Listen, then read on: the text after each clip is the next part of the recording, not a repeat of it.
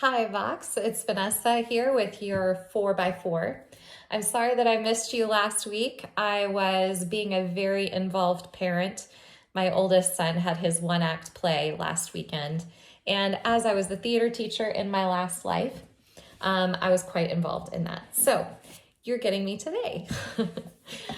So the first thing that I wanted to bring to your attention this week is our fifth Sunday service. That's a very special service and something that we're excited about to start involving as a new tradition. It's all geared around strengthening our community. So it's a shortened homily, and it will be delivered by yours truly, and more as a wonder word. So where I engage the kids and give them an object lesson, call them up to the front, that kind of thing, like you saw me do during my interview weekend. So it's going to be a good time. We're going to have a lunch embedded in the service. So yeah, good times. Also on that Sunday, because it is Halloween Sunday, I have heard that there is a beloved Vox tradition where we send our Voxlings to church in their costumes and then capture a picture of them afterward, which I think is a really sweet thing, and I definitely want to keep that. So send your kiddo on fifth Sunday into church in their costume, and they will be so cute. I will love it, and we will take a picture.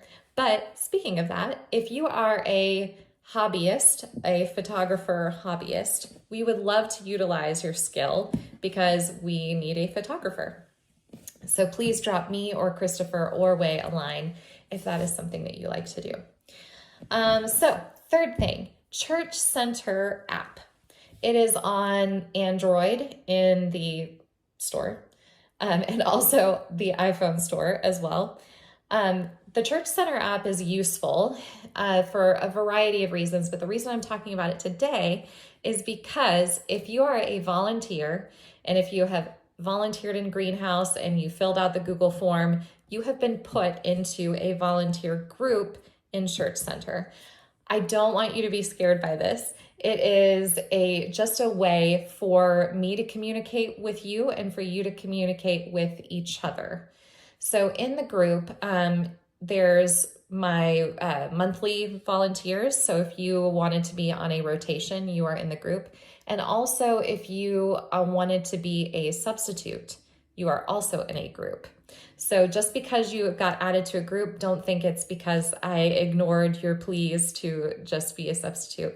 You're in there so that if someone needs a substitute, they can just post it to the group and say, hey, guys, I'm supposed to teach the Sprouts class this coming Sunday. Can anyone sub in for me? And you guys can communicate with each other that way. So it makes it easy peasy. The last thing I wanted to talk about is making friends. Making friends is difficult at any age, especially coming out of COVID. And if your child is having difficulty with this skill, they are not alone. It has been widely reported on by educators, a way that our children have been affected by the pandemic and even ongoing struggles with wearing masks and things like that. It's just hard for kids to get past that initial shyness and fear of meeting someone new. So what I wanted to encourage you about today is, one, your kid is not alone. You're not alone if you're having difficulty with that skill. But secondly, the best way to help your kid make a friend, maybe not the best way, but a way that I like to use to help my kid make a friend is to invite someone out to lunch. So if I notice that, I'm just going to use Kelly because we've worked together pretty closely. So if I see Kelly Knight and I say, hey, Kelly, I think your kid and my kid would make great friends. Then what I might do is I might call her and say, hey, this Sunday after service, would you want to go with us out to eat to Central Market where there's the playground? I'd really like to connect with you, and I think it'd be good for our kids to connect to each other. And if you do that a few times, eventually your kids might start talking to each other. So it's just an idea, food for thought.